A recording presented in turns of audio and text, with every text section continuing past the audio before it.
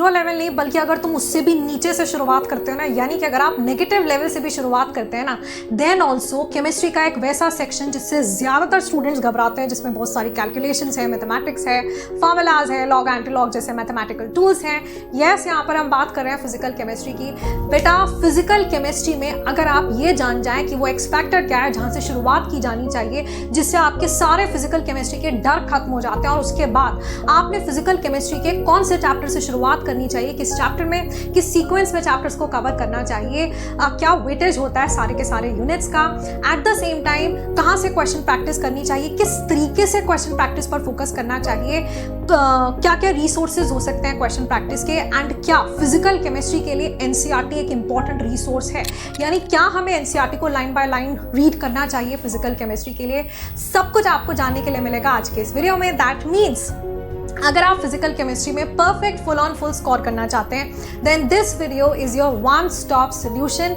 And 100% बेटा इस video को देखने के बाद आपको इसके अलावा फिजिकल केमिस्ट्री में कुछ और करने की जरूरत नहीं है। So hi guys, I am Akanksha and मैं इतने कॉन्फिडेंस के साथ आपको ये इसीलिए कह सकती हूँ बिकॉज यार मेरे जो पास्ट ईयर स्टूडेंट्स रहे हैं जिन्होंने फिजिकल केमिस्ट्री में ऐसे ही परफेक्ट स्कोर लिया है, they have followed the exactly same road map, right. तो यार सबसे पहले ना किसी भी जंग के मैदान में आप उतरे, पहला रूल क्या है, you have to face your biggest fear first, right. यहाँ पर मैंने वो सब कुछ लिख दिया यार जिस चीज से आपको फिजिकल केमिस्ट्री में शायद डर लगता है। एंड जब आप वाकई इसको माइन्यूट लेवल पे जाके देखोगे ना, आपको रियलाइज होगा एक भी चीज यहाँ लिखी है डरने लायक है ही नहीं, है ना। क्यों?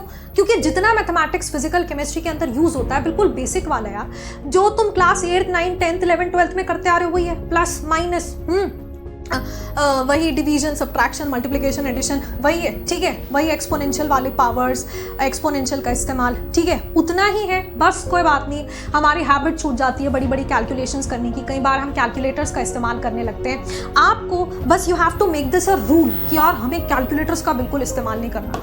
एक बड़ी सी कैलकुलेशन दिख जाए, है ना, इंटू 10 की पावर 23 इंटू 3 इंटू 10 की पावर 8 है, डिवाइडेड बाय 646, ऐसा कुछ भी आ जाए, ये आता है, तुम मल्टीप्लाई करना जानते हो, सब आता है आपको, पावर्स को कैसे ऐड करना है आप जानते हो, है ना। बस करो। थोड़ा सा डिमोटिवेशन आता है स्टार्टिंग में, क्योंकि यार बहुत ज़्यादा टाइम लगता है कभी कभी, है ना, तो लगता है इतना टाइम लग रहा है यार, ये तो ज़्यादा ही हो रहा है, तो डिमोटिवेशन आएगा शुरुआत में, बट आपको रुकना नहीं है, आप करते जाएंगे करते जाएंगे करते जाएंगे, आपकी स्पीड अपने आप बढ़ती चली जाती है। इसी के साथ बाकी के जो टूल्स हैं जैसे कि लॉग, एंटी लॉग फिजिक्स में भी इस्तेमाल होंगे, एंड बहुत आसान है यार, इससे तो बिल्कुल डरने की जरूरत है ही नहीं। मैंने इसी YouTube चैनल पर 40 मिनट्स में टॉपिक कवर करा and this is super super super easy. कुछ चैप्टर्स जैसे थर्मोडायनेमिक्स, इक्विलिब्रियम, इलेक्ट्रोकेमिस्ट्री, सॉल्यूशंस में इनका यूज देखने के लिए मिलता है। बाकी आई नो बड़ा बुरा लगता है यार जब हमें सब कुछ आता है ना, हम सब कुछ जानते हैं, क्वेश्चन देखा, समझ आया इसमें ये वाला फॉर्मूला यूज करना है, नेक्स्ट स्टेप ये होगा, सब डिकोड कर लिया, सब बिल्कुल एंड तक परफेक्ट किया, आंसर आया इलेक्ट्रॉन वोल्ट्स में, पूछा गया है क्वेश्चन में जूल्स में, सब कुछ सही करने के बावजूद मुझे पता ही नहीं इलेक्ट्रॉन वोल्ट को जूल्स में कैसे ट्रांसफॉर्म करना है ना, तो फिर वहां पे यूनिट कन्वर्जन नहीं आती, तो बस आंसर तो गलत है आपका, है ना। तो ऐसे केस में हम क्या करते हैं, जैसे मैं जब भी शुरुआत कराती हूँ तो सबसे पहले हम लॉग, एंटी लॉग करते हैं, प्लस एक बहुत आधे घंटे का सेशन लगता है जहां पर हम फिजिकल केमिस्ट्री में जितने भी यूनिट्स ओवरऑल यूज किए जाते हैं ना, हम सारे के सारे यूनिट जो है आपका एक पर्टिकुलर उसमें ही कवर कर लेते हैं, ठीक है। तो जितने भी यूनिट कन्वर्जन्स आपके फिजिकल केमिस्ट्री में यूज होते हैं सब हम एक 30 मिनट्स के सेशन में कर सकते हैं, एंड उसको आप हर बार क्लास में आने से पहले रिवाइज कर आओगे, बस उसके बियॉन्ड और कोई यूनिट्स यूज ही नहीं होती। इसी के साथ फॉर्मूलाज के लिए एक बहुत ही सुपर डुपर ऑसम ट्रिक, कैसे आप फॉर्मूलाज को ऐसे बढ़िया से ध्यान रख सकते हो बिल्कुल इन नो टाइम, है ना, उसके लिए आपको वीडियो को बिल्कुल आगे तक फॉलो करना होगा। तो यार that means the first step is to start it the right way, यानी कि आपने सबसे पहले यही बेसिक मैथ का डर भगाना है, ठीक है। तो स्टेप बाय स्टेप पहले यहाँ से शुरुआत करो फिजिकल केमिस्ट्री की, और इसके बाद चैप्टर्स पर जब आते हैं तो सबसे पहले आपका प्राइम फोकस होना चाहिए अपनी फाउंडेशन स्ट्रॉन्ग करने का। देखो फिजिकल केमिस्ट्री वैसा सब्जेक्ट है जिसमें बहुत ज़्यादा एक चैप्टर दूसरे से बहुत ज़्यादा इंटरलिंक तो नहीं है, लेकिन स्टिल कुछ यूनिट्स बनते हैं जो फाउंडेशन यूनिट्स हैं, जिनके बिना फिजिकल केमिस्ट्री समझ नहीं आएगी। बल्कि जो चैप्टर्स मैंने पीछे लिखे हैं ना, ये तो वैसे चैप्टर्स हैं जिनमें से बेटा जिनका ऑलमोस्ट हर कॉन्सेप्ट आपको यूज होता हुआ दिखाई देगा आपकी जो है क्या बोलते हैं पूरी किसी भी चैप्टर ऑफ फिजिकल केमिस्ट्री को भले ही आप उठा लें, है ना। तो मोल कॉन्सेप्ट में हमारे पास जैसे आते हैं number of moles, stoichiometry, mole, limiting reagent, ये हर जगह यूज होगा। फिर हमारे पास जितनी भी कॉन्सेंट्रेशन टर्म्स होती है, molarity, molality, mole fraction, weight by weight percentage, weight by volume percentage, volume by volume, ठीक है। इसी के साथ बेटा सबसे पहले ना मोल कॉन्सेप्ट में शुरुआत करो, फिर की शुरुआत की, ये आपको एनसीईआरटी में some basic concepts of chemistry के नाम से मिलेगा, ठीक है। फिर इसके बाद अब हम लोग क्या करेंगे, एटॉमिक स्ट्रक्चर करेंगे। एटॉमिक स्ट्रक्चर के बाद बेटा किसकी बारी आएगी, कॉन्सेंट्रेशन टर्म्स की आएगी। एंड फिर उसके बाद हमारे पास एक आता है टॉपिक रेडॉक्स रिएक्शन, जो क्लास 11 का एक बहुत ज़्यादा ही छोटा सा चैप्टर है, जिसको कि बहुत आसानी से कंप्लीट किया जा सकता है, जिसमें कुछ चीज़ें आप सीखेंगे, जैसे ऑक्सीडेशन क्या है, रिडक्शन क्या है, ऑक्सीडाइजिंग एजेंट क्या है, रिड्यूसिंग एजेंट क्या है, फिर एन फैक्टर क्या होता है, उसको कैसे कैलकुलेट करना है, इक्विवेलेंट मास क्या है, ग्राम इक्विवेलेंट वेट क्या होता है। तो ये सारे बेसिक टर्मिनोलॉजीज जो आप ऑलमोस्ट हर चैप्टर में आगे आने वाले यूज़ करने वाले हैं, वो आपको पहले यहाँ सीखने के लिए मिल जाते हैं। जैसे कि नॉर्मेलिटी आप रेडॉक्स रिएक्शन के अंदर जो कॉन्सेंट्रेशन टर्म है वहाँ सीखते हो, ठीक है। तो यार पहला जो हमारा फेज ऑफ प्रेपरेशन है, उसमें हमें ये नहीं कि बस अंधाधुंध चैप्टर कवर किए जा रहे हैं, हमें सही कॉन्सेप्ट बिल्डिंग करनी है। ऐसे एजुकेटर को फॉलो कीजिए जो आपको ये नहीं लगे क्लास में बैठेगी तो रट्टा चल रहा है ना, बस ये तो मैम तो फॉर्मुलाज लिखवा रही है, सर तो बस फॉर्मुलाज ही लिखवाए जा रहे हैं, ठीक है। ऐसे मज़ा नहीं आएगा। फिजिकल केमिस्ट्री बहुत इंटरेस्टिंग है, आप चीज़ों को आसपास उससे रिलेट कर सकते हो। तो आप फिजिकली चीज़ों को समझ रहे हो, आप कॉन्सेप्ट सीख रहे हो, मज़ा आ रहा है, लग रहा है यार ये तो मैं अपने फ्रेंड को भी सिखा दूँ, है ना। तो ऐसी क्लास में बैठो, बढ़िया कॉन्सेप्ट बिल्ड करो, क्योंकि वरना अगर आप फॉर्मूला लर्न करके चले गए तो हो जाएगा, ठीक है, लेकिन क्वेश्चन नहीं होगा आपसे। क्यों? आपको फॉर्मूला बिल्कुल बढ़िया याद होगा, बट क्वेश्चन पढ़ के ये नहीं समझ आएगा इसमें करना क्या है, राइट, इसमें कौन सा फॉर्मूला यूज होगा। तो प्रॉपर कॉन्सेप्ट बिल्डिंग जहाँ पर हो वैसे लेक्चर्स को फॉलो करो। एट द सेम टाइम ये आपकी वेटेज वाइज लिस्ट है। अगर मैं फाउंडेशन चैप्टर्स को हटा दूँ क्लास 11th क्लास 12th के लिए, क्लास 11th का इक्विलिब्रियम सबसे बड़ा चैप्टर बनता है, उसके बाद थर्मोडायनेमिक्स आता है।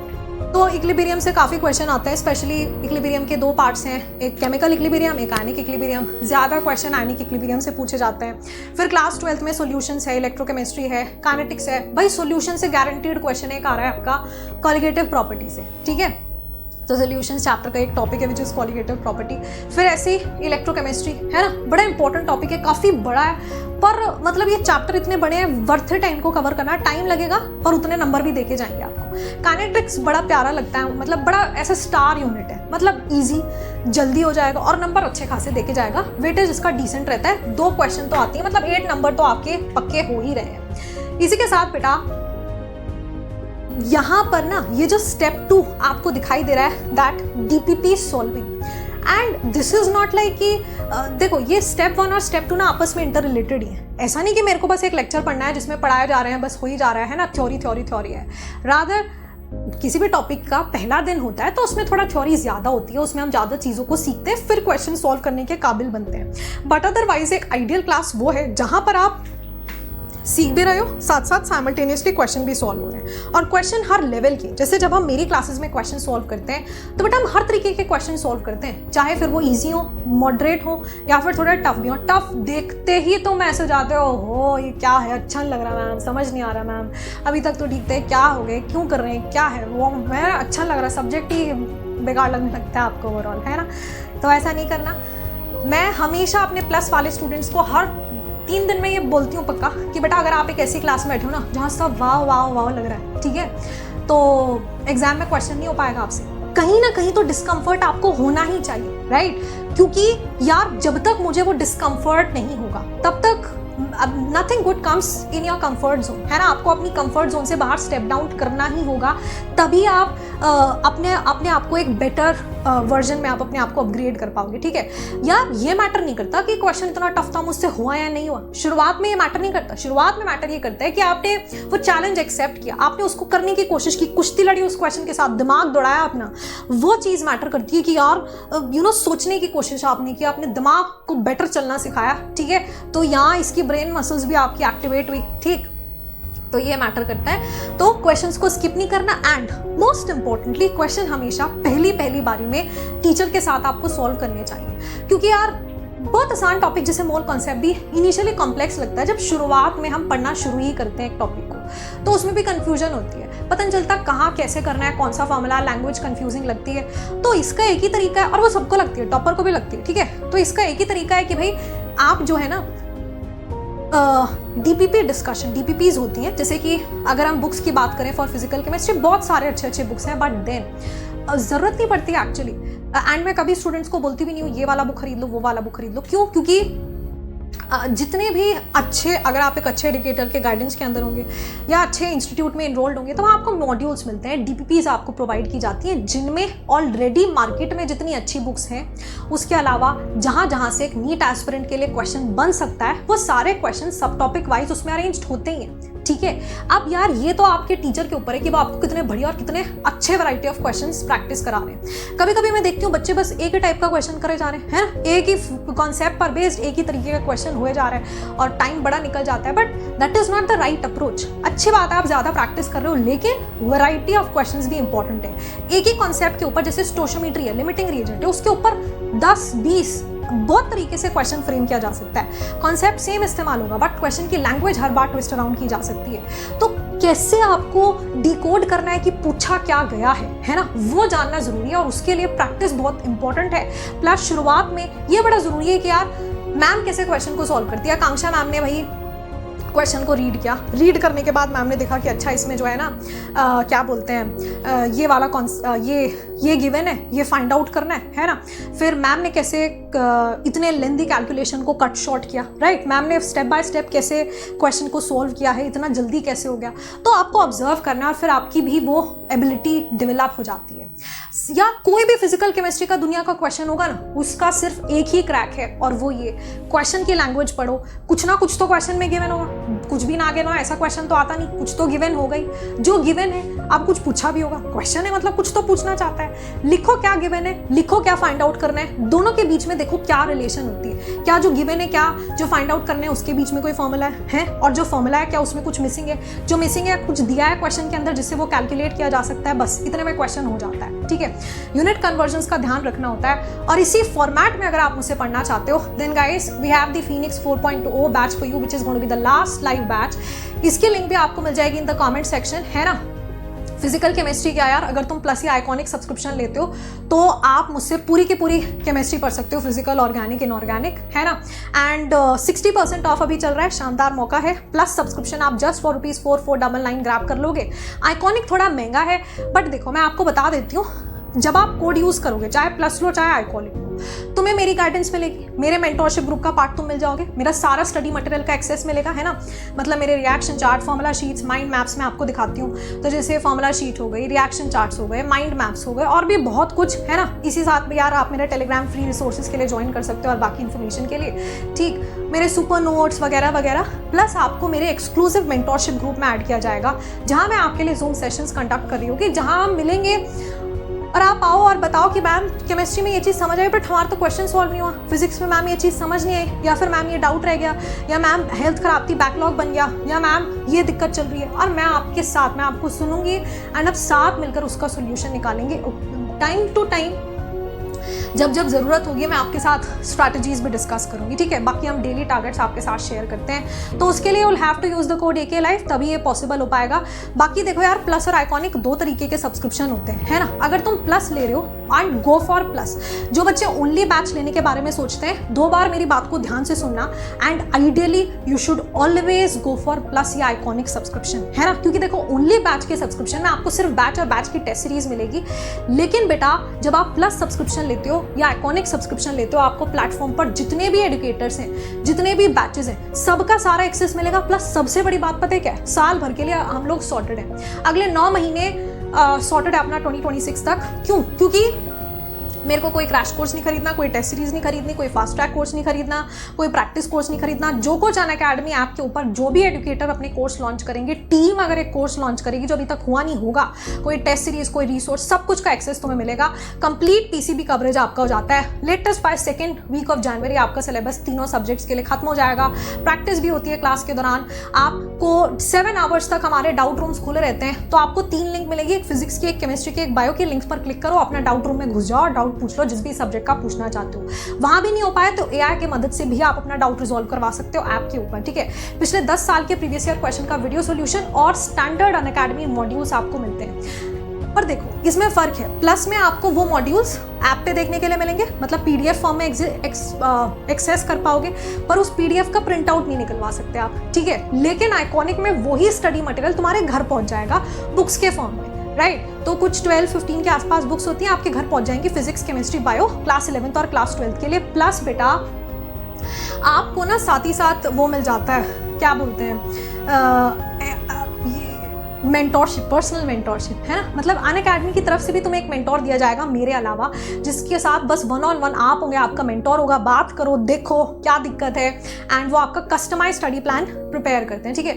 बाकी भी कोटा के सारे जितने ऑफलाइन सेंटर्स हैं उनके जितने बैचेस चल रहे हैं उनका एक्सेस तुम्हें मिल जाएगा, क्लास को लाइव देख सकते हो, रिकॉर्डेड फॉर्मेट में देख सकते हो। प्लस बेटा प्रीवियस ईयर क्वेश्चन बिल्कुल ही आप स्किप नहीं कर सकते, बिकॉज प्रीवियस ईयर क्वेश्चन से देखो काफ़ी बार फिजिकल केमिस्ट्री में भी PYQ as it is repeat हो जाता है ना।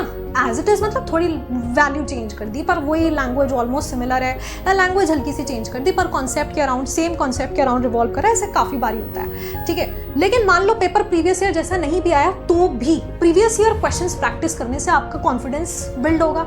आपको ये भाई आपका मेरा टेस्ट हो रहा है, आपको ये समझ आ रहा है मैं इस एग्जाम की तैयारी कर रही हूँ, इस एग्जाम की तैयारी करने पर, है ना, क्या मैं जो है प्रीवियस ईयर क्वेश्चन सॉल्व कर पा रही हूँ। अगर हाँ, that means yes I am on the right track, I am focusing on the right factors, right.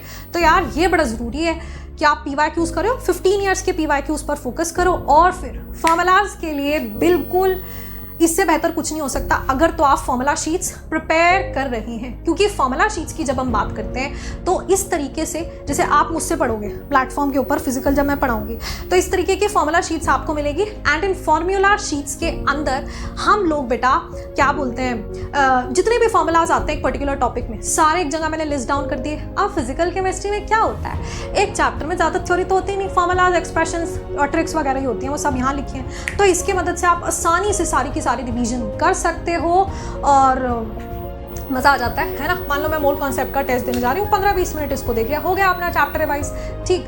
तो ये हम क्लास के एंड में पूरा प्रिपेयर करते हैं, और इसमें ऐसा नहीं कि सिर्फ फॉर्मूला, जितनी इंपॉर्टेंट यूनिट्स हैं, कोई ट्रिक्स है, वो सब कुछ मैं कवर करा देती हूँ, ठीक। और एक बड़ा सवाल वो ये कि क्या फिजिकल केमिस्ट्री के लिए भी NCERT इंपॉर्टेंट होती है, बिकॉज ऑर्गेनिक में सब बोलते हैं, इनऑर्गेनिक में तो भैया बिल्कुल ही येस है, लेकिन क्या फिजिकल में भी? यस, फिजिकल में मैं आपको बताती हूँ, अभी 2025 मोल कॉन्सेप्ट का डाल्टन्स थ्योरी से क्वेश्चन था, उसकी लिमिटेशन पर क्वेश्चन पूछा था। अगर टीचर अच्छे होंगे नोट्स में भी लिखवाए होंगे, और बाकी आपका जो है NCERT रीड नहीं तो करवाई होगी। तो बेटा मैं पता है कैसे पढ़ाती हूँ आपको प्लस क्लासेस में, मैं ये नहीं देखती फिजिकल पढ़ा रही हूँ इनऑर्गेनिक या ऑर्गेनिक, मैं जो भी आपको कराऊंगी साथ साथ, या तो जैसे वो टॉपिक एंड होने लगेगा, है ना, मैं आपकी क्लास के अंदर ही NCERT अपलोड करूंगी, दिखाऊंगी ये देखो NCERT में ये लाइन थोड़ी सी अलग लिखी है, इसको ध्यान रखना, या ये एक टर्म है, जैसे आयनिक बॉन्ड मैंने आपको पढ़ा है, लेकिन NCERT में लिखा है इलेक्ट्रोवेलेंट, तो मैं आपको बताऊंगी आयनिक बॉन्ड को इलेक्ट्रोवेलेंट बॉन्ड कहते हैं, इसको याद रखो, इसको अंडरलाइन कर लो, हाईलाइट कर लो, ठीक है।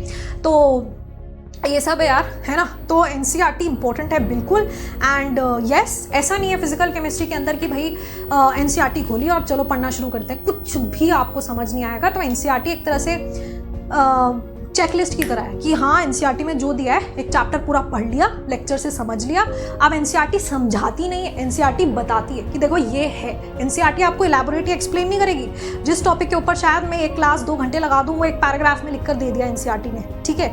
तो आपको बस उसको रिवीजन पर्पस या एक भी कोई इंपॉर्टेंट चीज़ मिस ना हो जाए, कुछ डिफरेंट सा ना लिखा, उसके ऊपर ध्यान देना होता है, एंड वो हम फोकस करते हैं हमारी क्लासेस में।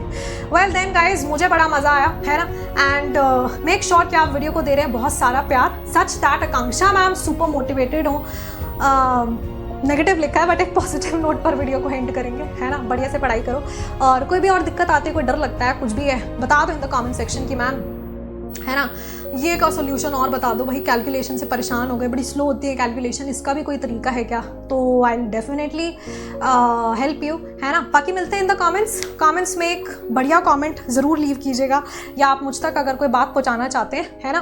तो see you with the next video, good luck and take care.